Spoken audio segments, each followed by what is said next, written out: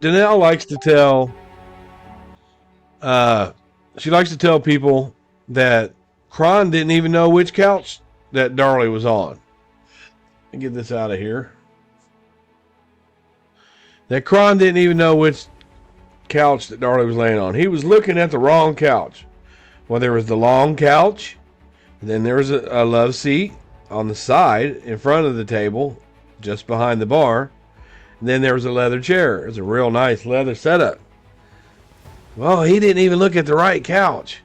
He didn't even know. I mean, as we're, we are going to believe that Crime was looking at the wrong couch with all those people around, because she had told them where she was laying, and Crime was briefed by neighbors and Walling and Waddell, where she was.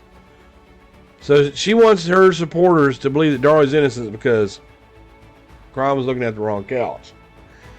So, thanks to one of our group members, Cindy, she found this document, which I've seen it before, but it's been a long time. I like it when people dig and send stuff, because when they do, I'll present it. I'll be the one that puts stuff in the video form, but it's the group members as a whole that are putting it out, the facts as to her guilt. So it's hard to see, so I'm going to try to read it. I got to get my glasses because I'm old and I can't see shit. Hold on for just a moment. I mean, if you look at Danelle's TikTok videos, she is steady telling you that, not steady, but she's done it here recently, saying that James Crime was looking at the wrong couch. He didn't even know what couch to look on. She's the worst. She's worse than her mother as far as lies in the case. But if you see this document, it says on 6/09/96 at about 11:30 a.m., I sent Officer Jones, Sarah Jones, an officer who was on the scene, and Officer Bedingfield back to the crime scene to collect additional evidence. They began searching the living room, Roman room, for additional evidence. Officers Jones, who they'll tell you wasn't even on the scene, how'd that hair get put in there? You got some supporters say they planted that hair. Yeah, they planted the hair so they could take it out and have it tested and say that it wasn't Darlie, because it was the DA that had that hair tested. Officers Jones and Bedingfield collected the gold pillows from the living room couch, which Darlie Routier said she was lying on.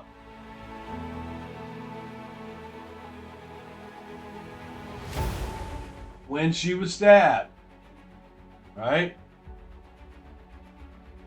A maroon pillow was also collected from the living room floor near the couch facing south.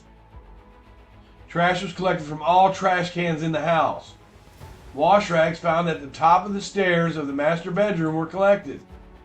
A bloody cordless phone found on the floor in the front of the kitchen bar common with the living room, and its cradle mounted on the kitchen wall, were collected from the downstairs living room, Roman room.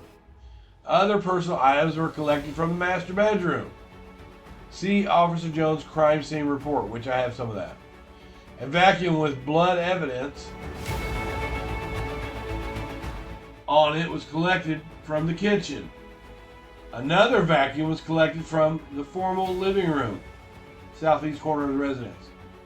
Dirty dishes from the kitchen, a bowl of popcorn, which Darlie did say that she gave the kids popcorn that night.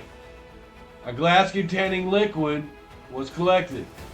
The liquid was placed in a separate container. Oh, now check this out. Oh, damp towels were recovered from the dirty clothes basket in the laundry room. Handwritten notes were collected from the living room, giving the details of the cost of a wedding. All items were collected, tagged, and placed into evidence. Officer Bedingfield processed. it looks like it says gold. I don't know what that says. I can't even see it. But whatever it says, is no latents were found. At about 1:30 p.m., Officer Clark arrived to take measurements and do a sketch of the crime scene interior. Officer Bedingfield photographed the garage. Officers Jones, Clark, and Bedingfield began searching the garage and outbuilding. Probably the steam house. Now, this shows that, yes, they definitely knew where Darlie was laying. Duh. And this also shows that Officer Sarah Jones was on the scene and in the garage. Just possibly how that hair got there, because she was looking around. So here's furthermore day 5 into the investigation.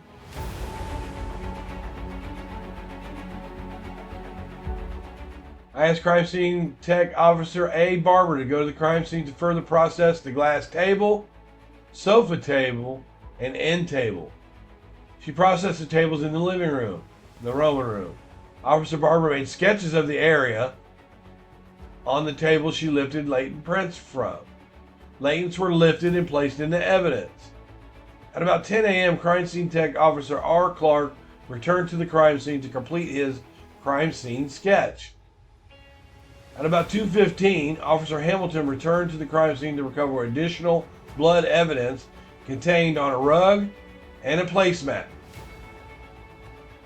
This makes me wonder if that was the rug that was in front of the utility room door that Danelle said, well, they didn't even test the rug that was in front of the door for the knife drop. Looking for the knife drop. He collected and tagged the rug and a placemat and placed them in the evidence. At 1 p.m., Officer Jones was dispatched to the station to photograph Darlie Routier's wounds she sustained on 6/6/96. Officer Jones met with Detective Patterson in criminal investigations.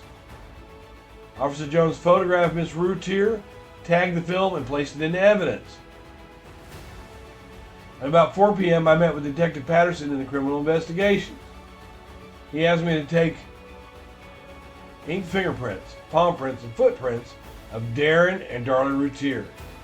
I took ink footprints of Darren and Darlie Routier on an 8.5 by 14 white copy paper.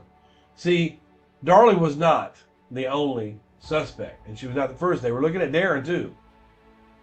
I inked Darren Routier's feet and had him walk in a normal gait down a piece of butcher paper about 10 feet long, and then re-inked his feet and had him run down a separate piece of paper in the manner in which he did the night the offense took place.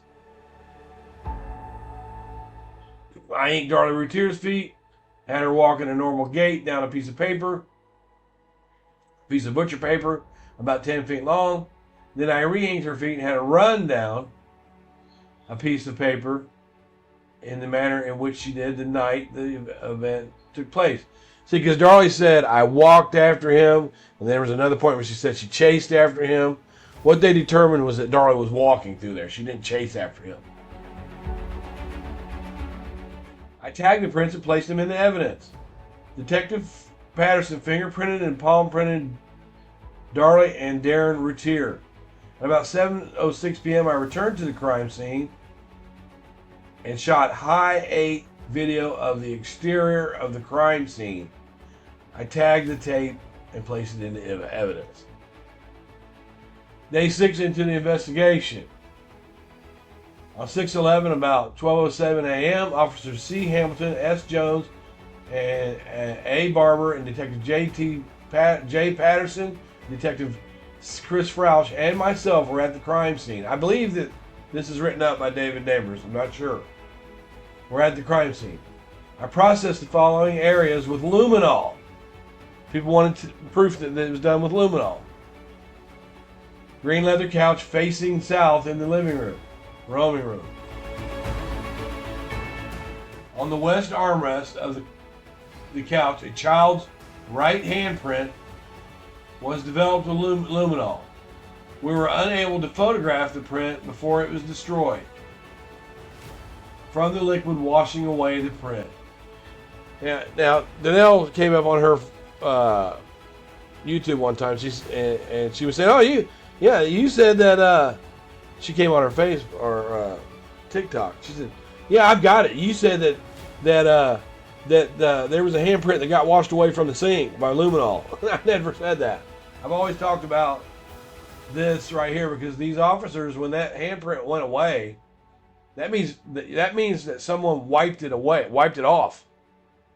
Somebody wiped his handprint off of the couch, and they came back with luminol and found evidence that it was there. The hell were they wiping down in there?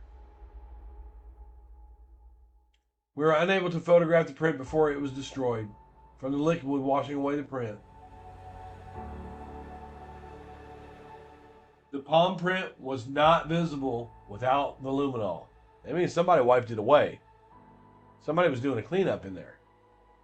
On the vinyl floor directly in front of the sink, a partial left footprint from approximately the middle of the arch to the toes was developed with luminol.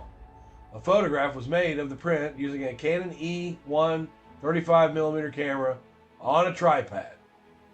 The film was Kodak 3200 ISO BYF stop 2.8 shutter speed at 1 30 thousandths. One photograph was made. The film was tagged and placed into evidence. Processed downstairs bathroom. No positive reaction was noted. They had a full bathroom right there behind the bar. I mean, it looks like a half bathroom. Damon's body was laying directly across from where that bathroom was. Now this is really interesting though about this handprint because somebody wiped it off the couch.